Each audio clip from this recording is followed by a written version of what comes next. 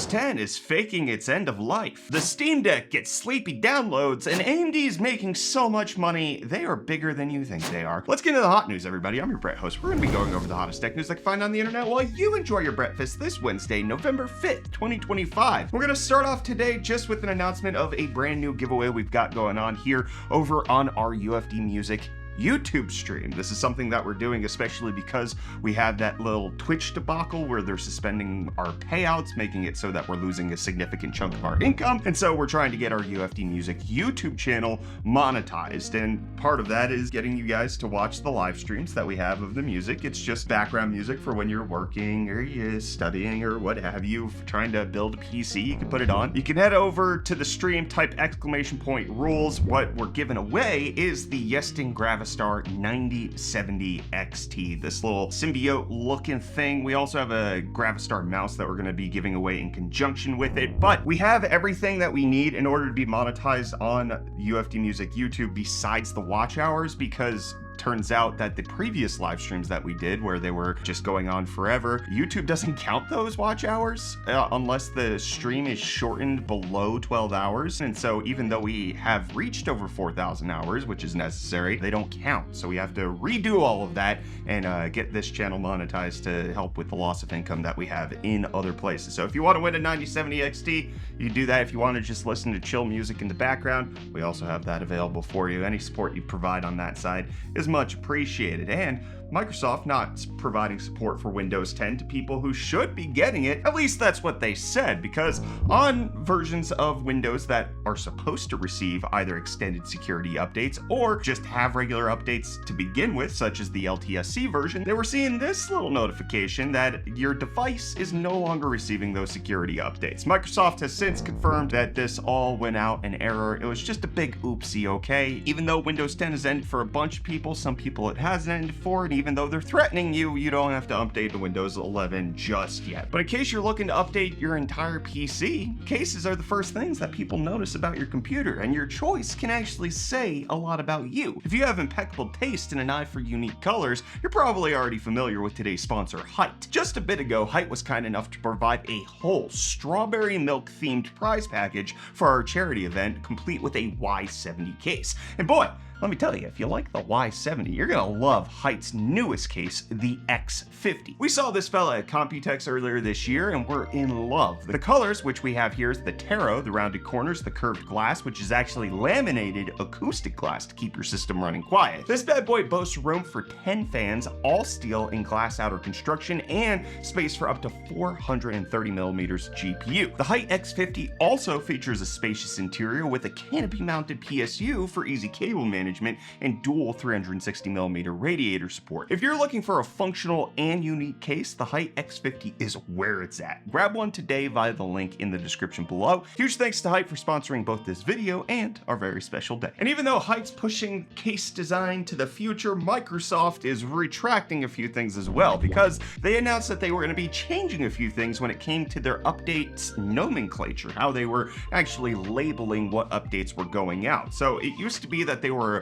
a whole convoluted strings of the letters KB, numbers, and then a bunch of extra information that Microsoft deemed was unnecessary. So you can see here, it used to say 2025-10 cumulative update for Windows 11 version 25H2 for x64 based systems, KB 5066835 26200.6899, and then it got shortened to something else. However, big problem if you don't know when these updates were applied, because having the date in things turns out is quite good. So a lot of IT support just begged Microsoft to bring back at least the date. You can get rid of a whole bunch of other stuff, but it doesn't help readability if you get rid of that. And so Microsoft updating everybody that the updates are going to have the updated dates for the updates that are going to come out to their computers. And Valve updating the Steam Deck to make it so that you can update your games even though you're in sleep mode, because they're introducing a standby mode for screen off download, something that a lot of consoles have with rest mode and plenty of other handhelds have, but now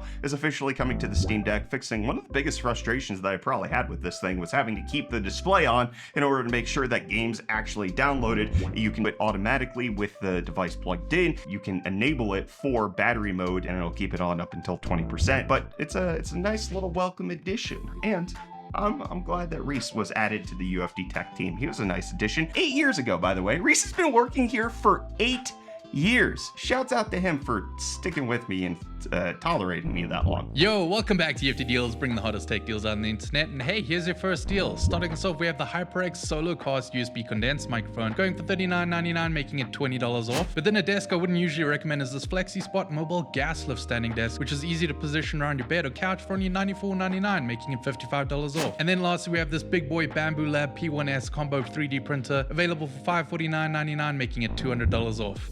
But the next... there's no next. Do you think your earwax tastes good? Probably. Yeah? Yeah. What do you think it tastes like?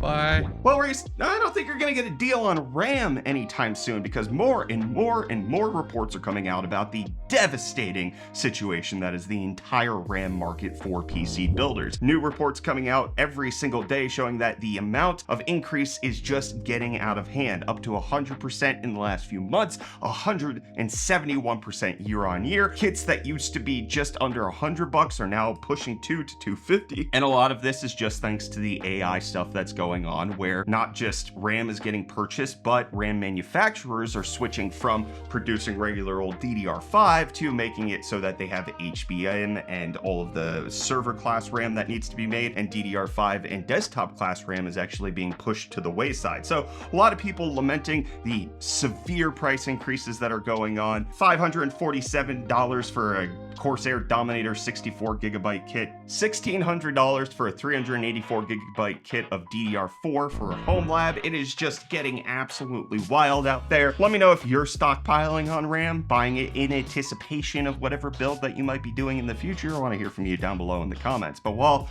RAM is choosing to jack up its price, Apple is choosing to decrease that, with reports coming out about the upcoming very cheap MacBook that's going to have an iPhone class processor in it is now being reported that it's going to come out sometime in early 2026. This is not the first time we're hearing about it. We have had details about the iPhone class MacBook, which is going to have an A series processor in it that will be faster than the original M1, because that's what you actually find in the iPhones right now, is that they are outpacing what the M1 has. And considering that a MacBook would hopefully have a better cooling situation, at least more surface area to cool down the chip, probably will perform quite decently. Also reported that it might have a lower end display than what's currently out on the market, but the price point that they're looking to target is between $600 and $700 to compete with low-cost Windows laptops as well as Chromebooks to get the regular old MacBook back in the hands of students everywhere, because at least when I was in college, those plastic shell white and black MacBooks 12 inches were just freaking everywhere, and I think they're trying to capture that market yet again. And what captured the market was the RTX series graphics cards, because Nvidia forced everybody to go that way. Turns out we got a GTX 1650 Super prototype that looks like an RTX card being found in the RTX Shroud. Does have a few things that are different about it, the prototype versus what ended up on the retail. It does have fewer CUDA cores, only coming in at 1152, where there was 1280 on the retail version. But interestingly, this also supported PCI Express 4.0, whereas the 1650 Super only supported 3.0 upon release. That likely didn't affect performance whatsoever, but it is interesting to see that a lot of the prototypes just kind of use the same shroud. A neat little update. That's all that is. Doesn't really mean a whole lot for very many people. But what does is AMD's earnings report, because that just dropped Q3 2025, and they are making severe amounts of cash. AMD is now a much larger company than you expect. Revenues of $9.2 billion being reported, which, may I remind you,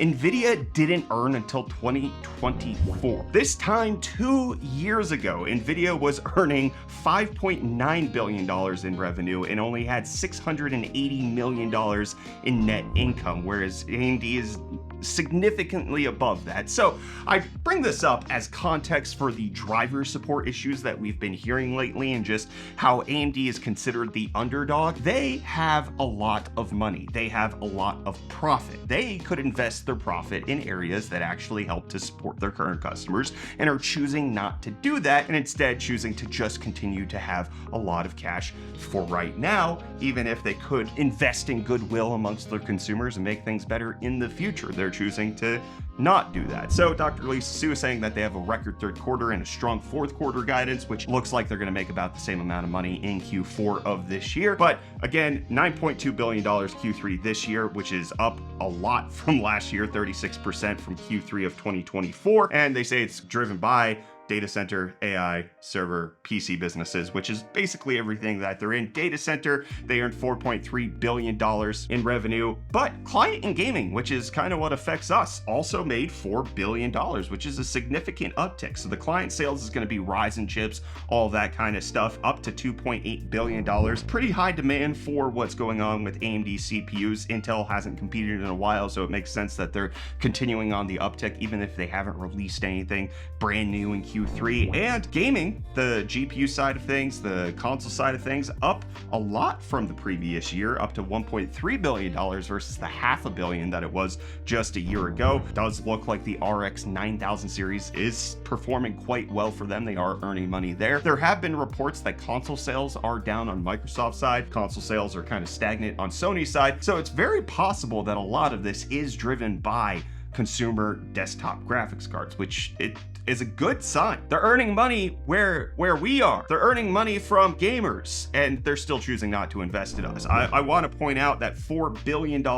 for client and gaming. Nvidia earns roughly $3 billion on their gaming sector. So, you know, AMD has plenty of reason to invest in their desktop graphics cards, and they are, again, choosing to make the debacles that they did earlier this week. They did say that in the strategic highlights on this side that the ROG Xbox Ally and Xbox Ally X went on sale worldwide. I doubt that influenced sales very much, especially considering that it very briefly went on sale before the end of this quarter, but AMD is doing well on that side, and their total profit, $1.2 billion. AMD is earning a third in profit versus what Nvidia used to earn from gamers overall. It is wild how big AMD has gotten in a short amount of time. Again, eclipsing where Nvidia was just a few years ago. A lot of this obviously driven by data center, but not entirely, not completely. They are earning a significant amount of money from us. And speaking of us, let's see what Yins had to say in the comments on yesterday's episode of Hot News. We got a lot of people decrying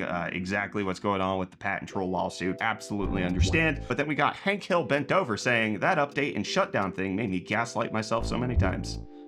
Same. Nice name and profile pic. I'll say that as well.